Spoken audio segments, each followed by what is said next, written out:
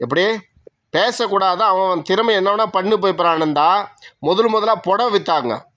500 புடவை 5000 ரூபாய்க்கு சால் போட்டு விற்றாங்க. வேலூரில் ஒருத்தி சால் போட்டு விற்றுட்டு போனான். 500 புடவை 5000க்கு. இந்த இளிச்சவாய மக்கள் போய் ஓடி போய் வாங்கிச்சிங்க. 2.5 கோடிக்கு மேலே வியாபாரம். சூப்பராக இருந்துச்சு.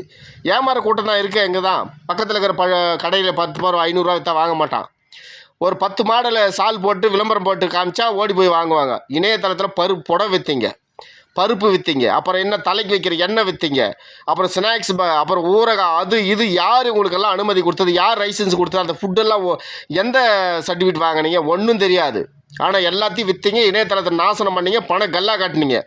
இப்போ கடைசியாக திருவோடு விற்றுனுக்குது ஒரு பொம்பளை. மாட்டு லாடத்தை விற்று முடிச்சாச்சு. இப்போ திருவோடு விற்றுனுக்குது. திருவோடு என்பது பற்றற்ற துறவிக்கு கூட திருவோடு பாரம். அந்த திருவோடு எடுத்துகிட்டு வர முடியுமா வீட்டுக்கு? அப்படி எடுத்துகிட்டு வந்து வீட்டில் வச்சிங்கன்னா வீடே நாசனம் ஆகிடும். திருவோடு எடுத்துகிட்டு வந்து நீங்கள் வீட்டில் வச்சு பூஜை பண்ணிங்கன்னா சிவபெருமான் வரமாட்டார். பின்னாடியே மற்றது வரும். மொத்தம் அள்ளி எடுத்துன்னு போயிடும் திருவோட்டில். அடா முட்டாள் ஜனங்களே, மூடர்களே, சிவத்துக்கு உருவம் இல்லைடா, சிவனுக்கு உருவமே இல்லைடா. நீ லிங்கமாக கும்பிட்றியே, ஆணும் பெண்ணையும் குறிக்கும் அது. இந்த உலகமே சிவமாகி நின்றது. நீ தாண்டா சிவன். உனக்குள்ள இருக்கிற ஆன்மாவை சுத்தப்படுத்தணும், உன்னை சுத்தப்படுத்தணும். நீ தான் கடவுளுடைய கடைசி அவதாரம்.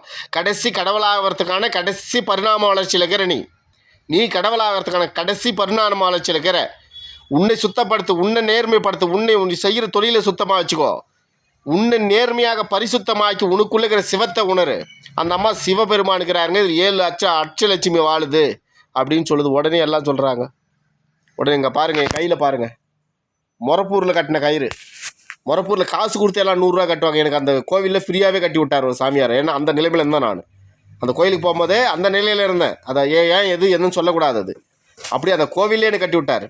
இப்படி இருக்கும்போது கடவுள்ன்றது நமக்குள்ளே இருக்குது. நம்மளே அதை ரசிக்கணும், நம்மளே நேசிக்கணும், நம்மளே நம்ம சுத்தப்படுத்திக்கணும். ஆண்டவனுடைய அருகிரணத்தை நம்ம பெறணுமே தவிர திருவோடு வாங்கி வீட்டில் வைக்குவாங்களா யாருன்னா? திருவோடு யார்? துறவிகள், ஊராக போகிற பரதேசின்னு சொல்லுவாங்க. ஊர் பேர் தெரியாத போகிறான் பாரு, அவனுக்கு பேர் பரதேசி. அவர்களுக்கு சாப்பிட்றதுக்கு ஒரு திருவோடு தேவைப்படும். பிச்சை எடுப்பதுக்கு திருவோடு தேவைப்படும். சில துறவிகள் அந்த திருவோட்டை கூட தூக்கி எறிஞ்சிருவான், வைக்க மாட்டான் கையில். 2 கையில் வாங்கி சாப்பிடுவான்.